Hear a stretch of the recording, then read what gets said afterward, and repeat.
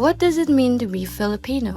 Is it one language, one faith, one face, or could be something more layered, more diverse? Like a myriad of things making up the uniqueness of a Filipino.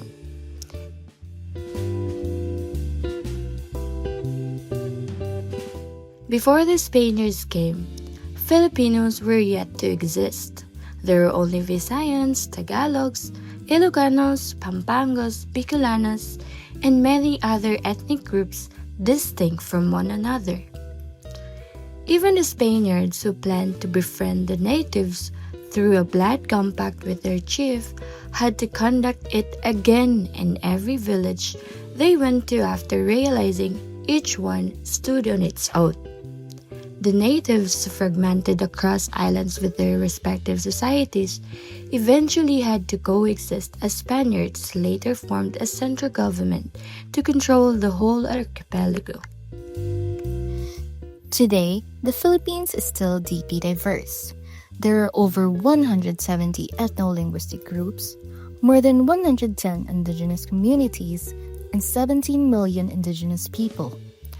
Across 7,614 islands, there are over 120 native languages, many of which have their own literature, rituals, and worldviews. Religiously, Catholic missionaries once learned regional languages just to teach religion. That's how distinct these communities are. So, why do some Filipinos still feel less Filipino because of where they came from? The Constitution says, the state recognizes and promotes the rights of indigenous cultural communities. However, despite this provision, discrimination still persists. Accent, language, culture, and even skin color have become the basis for being treated as second-class citizens. And when Manila-centered narratives dominate, this risks national identity to turn into internal colonialism. Harmful stereotypes about various communities outside the metro have already propagated prejudices against them, devaluing their capabilities as members of the larger society. Their culture and lifestyle are labeled as inferior for not conforming to the central standards and biases. Take the Bajau tribe as an example, displaced from their coastal homes and marginalized by society and the government due to their appearance, culture, and language. Because of this, they experience exclusion and alienation, not only as rightful citizens, but even in developments and from exercising their own civil and human rights. There exists a collective image, the Philippine reputation, that only pleases and caters to the Western eyes. Bernard believed unity and diversity must coexist. To respect someone's culture is to recognize their place in the nation. He proposed regional governments, larger than provinces, which are more reflective of real communities. He warned, forcing unity without honoring diversity could turn us into colonies of each other, wherein internal oppression thrives to create disharmony and further marginalize the marginalized.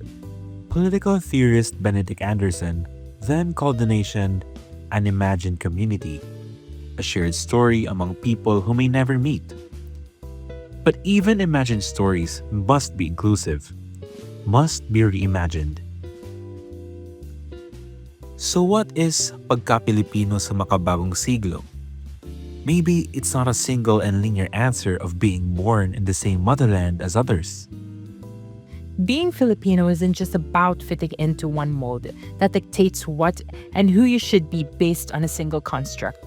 It's about the ability to connect across islands, cultures, and beliefs without erasing what makes each group unique. Because real unity isn't about sameness. It's shared respect, shared struggle, and shared future that should bind every individual together to take up space in a society that is forcibly imbalanced and divided by its system and dominant ideologies. It's about how one reimagines national identity by reflecting on the needs and wants that every Filipino shares. To reimagine a community, to reimagine the Filipino national identity, is to acknowledge and constantly question who are excluded and why they are excluded at the social, political, and economic level. Because respecting diversity is one, but recognizing that there are issues arising from it is another. Nation building should be a project enduring from the inclusion of every narrative, not only from the dominant.